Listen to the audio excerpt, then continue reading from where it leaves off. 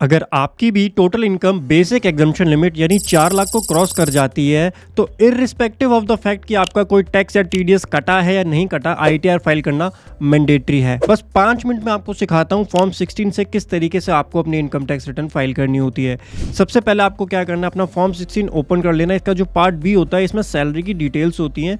इसके बेसिस पर आप क्विकली आईटीआर 1 फाइल कर सकते हैं सैलरी के केस में। यहाँ पे आप लॉगिन कीजिए इनकम टैक्स पोर्टल पर, करंट असेसमेंट ईयर ऑनलाइन पे सेलेक्ट कीजिए, कंटिन्यू करना है आपको, स्टार्ट न्यू फाइलिंग पे क्लिक करना है। एज अ इंडिविजुअल पे आप प्रोसीड करेंगे, आईटीआर फॉर्म में आईटीआर 1 सेलेक्ट करेंगे। अगर आपने कोई शेयर मार्केट में काम किया है, एफएनओ की आपकी कोई इनकम है, आपके आरएसयूज मिले हैं आपको, या इंडिया के बाहर आपने इन्वेस्ट किया है, उस केस में आईटीआर 1 एप्लीकेबल नहीं होती है, आईटीआर 2 एप्लीकेबल होती है। वो मैं आपको लास्ट में बता दूंगा आईटीआर 2 आपको किस तरीके से फाइल करनी है। सैलरी के केस में केवल आप आईटीआर 1 फाइल कर सकते हैं। यहाँ पे आप लेट्स गेट स्टार्टेड पे क्लिक करेंगे, taxable income is more than basic exemption limit पे आपको चेक करना है एंड कंटिन्यू पे क्लिक करना है। पर्सनल इन्फॉर्मेशन आपको एक बार चेक करनी होगी। पर्सनल इन्फॉर्मेशन में कॉन्टैक्ट डिटेल्स में जाकर सेकेंडरी एड्रेस पर यस जरूर कर देना, वरना लास्ट में एरर आ जाएगी आपको। उसके बाद आपको अपना नेचर ऑफ एम्प्लॉयमेंट सेलेक्ट करना है। यहाँ से आप central government, state government PSU, central government pensioner, state government pensioner या PSU pensioner, other pensioner select कर सकते हैं। अगर आप प्राइवेट जॉब करते हैं तो अदर वाला ऑप्शन आपके लिए एप्लीकेबल रहेगा। 139(1) में आप फाइल करेंगे बिफोर ड्यू डेट के केस में। रिजीम आपकी डिफॉल्ट टैक्स रिजीम जो है वो न्यू टैक्स रिजीम रहेगी, नो पे ही आपको चेक रहने देना है। बैंक डिटेल्स आप चेक कर लीजिए, सारे बैंक अकाउंट मेंशन करना मैंडेटरी होता है अपनी आईटीआर के अंदर। इसको आप कंफर्म करेंगे। कंफर्म करने के बाद ग्रॉस टोटल इनकम में आपको जाना है। यहाँ पे सैलरी की इन्फॉर्मेशन कई केसेस में ऑटो पॉपुलेट होकर के आ जाती है। अगर आ रही है तो आप उसको अपने फॉर्म 16 से एक बार मैच जरूर कर लीजिए, नहीं आ रही तो आप मैनुअली भी डाल सकते हैं, जैसे हम अपने केस में मैनुअली डाल देते हैं 996235।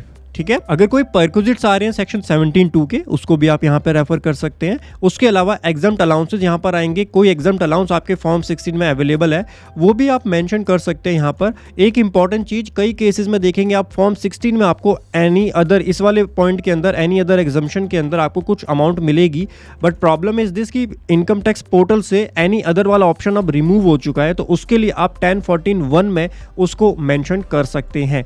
लेकिन यहाँ पर फेक अलाउंसेस बिल्कुल मत डालिएगा। बहुत सारे केसेस स्क्रूटनी में जाते हैं फेक अलाउंसेस को क्लेम करने के चक्कर में, वो मत कीजिएगा। उसके बाद नीचे जाएंगे, डिडक्शन आपकी ऑटो पॉपुलेट होकर आ जाएगी न्यू रिजीम में 75,000 रुपीज़, इसको आप सेव करेंगे। इनकम फ्रॉम हाउस प्रॉपर्टी कुछ भी नहीं है। उसके बाद अदर सोर्सेज की इनकम यहाँ पे आपकी रिपोर्ट हो जाती है। एग्जम्प्ट इनकम के अंदर इंपॉर्टेंट पॉइंट है, एग्जम्प्ट इनकम के अंदर कोई भी आपको एलआईसी का पैसा मिला है मैच्योरिटी पर तो वो भी आपका एग्जम्प्ट होता है। एलआईसी के पैसे के लिए आपको यहाँ पे सेलेक्ट करना होगा सम रिसीव, ये रहा एलआईसी वाला ऑप्शन। यहाँ पे 1010D के अंदर एलआईसी का पैसा आता है। अगर आपको पीएफ का पैसा मिला है तो पीएफ के पैसे के लिए जो सेक्शन होता है, अगर आपका स्टैट्यूटरी प्रोविडेंट फंड है तो 1011 में जाएगा, अगर आरपीएफ होता है तो 1012 के अंदर जाएगा। वो आपको चेक करना है कि किस नेचर का आपका पीएफ है। तो इसमें आपका पीएफ का इंटरेस्ट और पीएफ का विड्रॉल दोनों कवर हो जाते हैं, तो आप चेक कर लीजिए आइदर 1011 और 1012। कई बार क्वेरी आती है पीएफ का इंटरेस्ट का पैसा कहाँ एग्जम्प्ट होता है, तो वो यहाँ पे आपको रिपोर्ट करना होता है 1011 1012। अगर समृद्धि सुकन्या योजना का आपको अमाउंट रिसीव हुआ है तो 1011A के अंदर आएगा आपका, तो यहाँ पे आपको एग्जम्प्ट अमाउंट डालना होता है। इसके अलावा कई बार आपको पैसा अपने पेरेंट्स से मिलता है, ब्रदर सिस्टर से मिलता है, आपके रिलेटिव से मिलता है।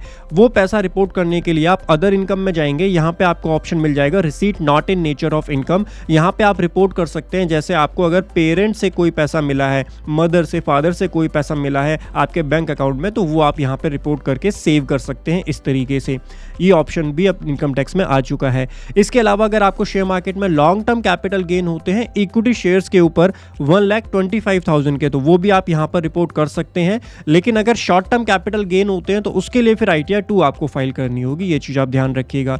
डिटेल्स डालने के बाद आप कंफर्म करेंगे, डिडक्शंस के अंदर जाएंगे। न्यू रिजीम में आपको जो है ज्यादा डिडक्शंस अवेलेबल नहीं होती, 80CCD2 की अवेलेबल होती है, बट वो एम्प्लॉय कॉन्ट्रीब्यूट करेगा, एम्प्लॉयर जब कॉन्ट्रीब्यूट करेगा तब होगा। उसके लिए फॉर्म 16 आप रेफर कर सकते हैं। इसमें आपको अगर होगा कॉन्ट्रीब्यूशन तो जरूर मिल जाएगा, बट हमारे केस में नहीं है तो जीरो। और आपके केस में आ रहा है तो डेफिनेटली आप न्यू रिजीम के अंदर भी उसको क्लेम कर सकते हो।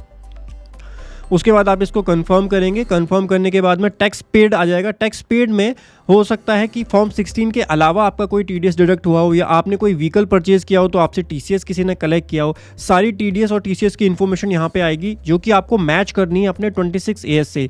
टीडीएस और टीसीएस की इन्फॉर्मेशन आती है इन 4 कॉलम के अंदर, जो कि आपको मैच करनी होती है अपने 26AS से। यहाँ पे आप ऊपर जाएंगे ई फाइल में, यहाँ पे आपको व्यू फॉर्म 26AS मिल जाता है। इसको ओपन करके आप क्रॉस चेक करेंगे, जो भी आपका टीडीएस और टीसीएस है उसकी इन्फॉर्मेशन मैच होनी चाहिए।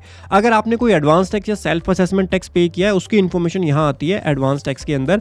Now advance tax self assessment tax की मैचिंग करने के लिए आपको अपने एआईएस की जरूरत होगी। ये आपका एआईएस होता है, इस पर जाकर के आप चेक कर सकते हैं। इसके अलावा एआईएस में आपका इंटरेस्ट की इनकम भी आती है, एफडी का इंटरेस्ट और सेविंग अकाउंट का इंटरेस्ट, वो भी आप अपनी आईटीआर में जरूर रिपोर्ट करेंगे। वैसे वो ऑटो पॉपुलेट हो जाता है, जैसे हमारे केस में आप देखेंगे तो वो ऑटो पॉपुलेट हो रखा है। इंटरेस्ट की इनकम देखेंगे आप, तो इसको आप एक बार मैच जरूर कर लीजिए अपने एआईएस से कि ये सेम अमाउंट यहाँ आ रही है या नहीं आ रही है। तो बहुत सिंपल स्टेप्स होते हैं आईटीआर 1 फाइल करने के लिए। डिडक्शंस को कंफर्म कर दीजिए आप। टैक्स पेड के अंदर सारी डिटेल्स चेक करने के बाद इसको भी कंफर्म कर दीजिए। उसके बाद वेरीफाई योर टैक्स लायबिलिटी। अब देखो टैक्स लायबिलिटी तो 0 है, बट हमारे केस में टीडीएस कलेक्ट हो रखा था, टीडीएस और टीसीएस, जिसकी वजह से हमको रिटर्न फाइल करनी है। और इसके अलावा भी अगर टीडीएस भी डायरेक्ट नहीं होता, नील की आईटीआर फाइल करना भी मैंडेटरी था, बिकॉज हमारी इनकम जो है वो आप देखेंगे बेसिक एग्जम्पशन लिमिट को क्रॉस कर चुके हैं। यहाँ पे 4 लाख को क्रॉस कर चुकी है, तो मैंडेटरी हो जाता है आईटीआर फाइल करना। यहाँ पे हम जब कंफर्म करेंगे तो हमको फाइनल यहाँ पे प्रोसीड टू वेरिफिकेशन में बता देगा। जितना टीडीएस हमारा कटा है पूरा रिफंड यहाँ पर आ जाएगा।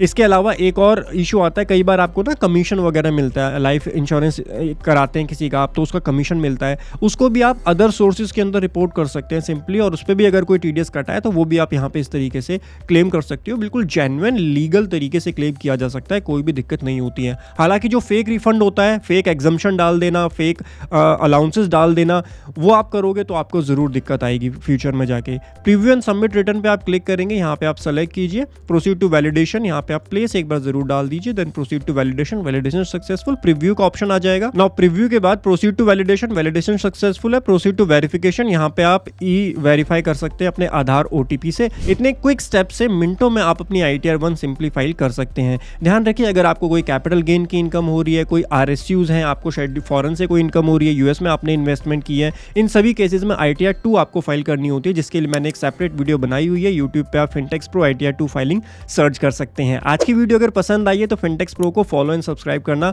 ना भूलें, वीडियो को लाइक करें। मी विवेक साइनिंग ऑफ फॉर नाउ, मिलता हूं आपको अगले सेशन में।